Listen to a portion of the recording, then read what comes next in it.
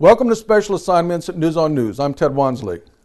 While in graduate school, I took an elective where students tried to define democracy. A journal I researched enumerated 400 individual models of democracy that had been practiced since the time of the ancient Greeks. The common thread amongst the various models was the opportunity for citizens to elect their leaders by casting votes. But just as essential to democracy is the accurate counting of those votes. During the year 2000 presidential election, Florida made national headlines. Citizens were challenging the vote count because some antiquated voting machines left hanging chads on the computer cards. Although this was an isolated incident, the media gave it enormous coverage. Consequently, Americans learned to appreciate the need to upgrade their voting machines. Soon, states and counties across the country were replacing their voting machines with newer electronic models. The new models don't have computer cards with hanging chads. Most have no hard copy receipts for the individual votes at all. During the controversial 2004 presidential election, the integrity of the new voting machines was challenged by vote fraud activists. By the time of the 2008 presidential primaries, vote fraud watchdogs were on guard and soon began barking. In this News on News report, I'll show you how vote fraud concerns are being addressed by vigilant online alternative news sources, while the establishment's corporate media either downplays or virtually ignores the issue. You're watching Special Assignments, News on News.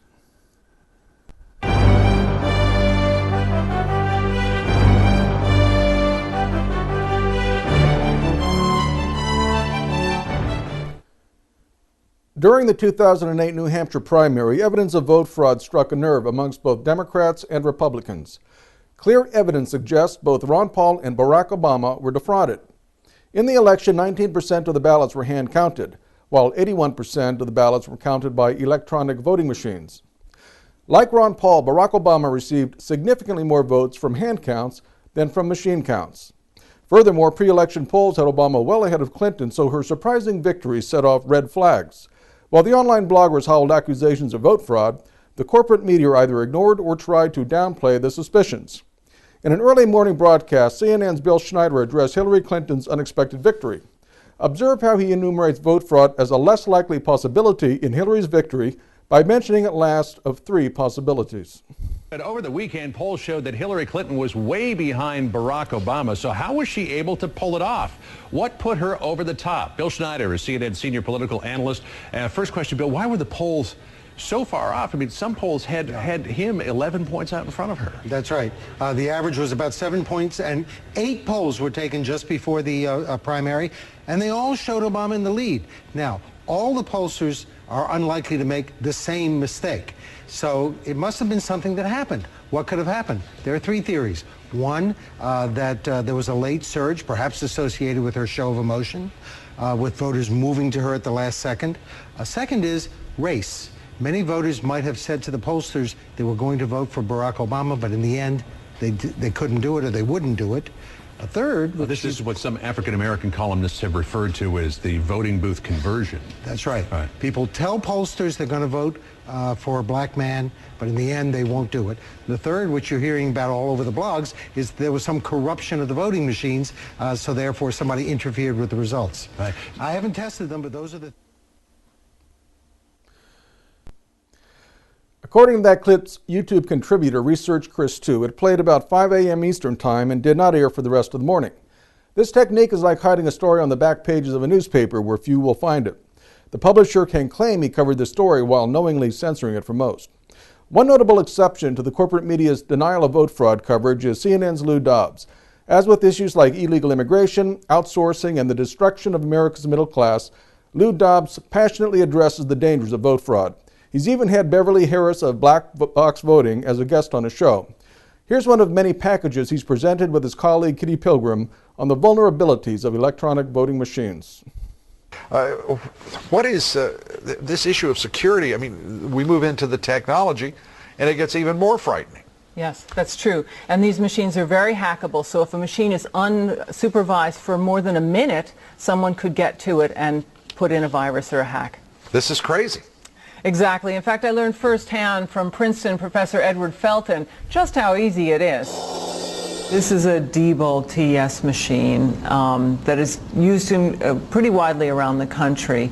And this is a hackable machine, is it not? It takes only about a minute with an unsupervised machine to insert the virus. The voting machine virus is on this memory card. All of the machines apparently use the same key. Anyone who can get the door open and stick in a memory card can insert a virus or do whatever they like. Why don't you show me first how the machine works? One of the things they can do is what's called logic and accuracy testing, which is basically holding a pretend election. The virus is not kicking in yet, it's just lurking in the background. In this case, we have a race for president between George Washington and Benedict Arnold.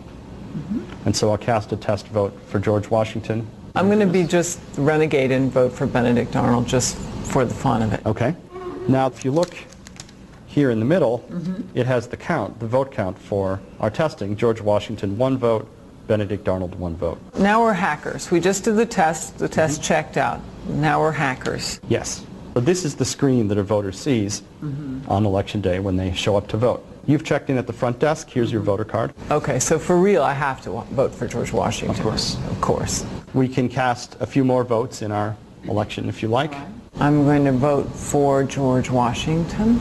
And we do George Washington again. This virus has been instructed to steal the election for Benedict Arnold. The records have been modified so that the records inside the voting machine show 2 votes for Benedict Arnold and 1 vote for George Washington. So prove that it stole it. What we see is that we don't have 3 votes for George Washington. So this machine has been highly compromised. This machine has been highly compromised. It counts the votes wrong. This particular voting machine in an election has a virus. Yes.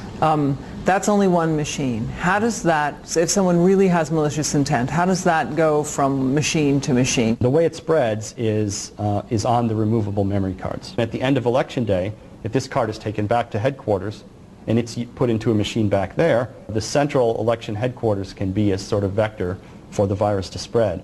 What do you think of this machine? Well, it's not a very secure machine.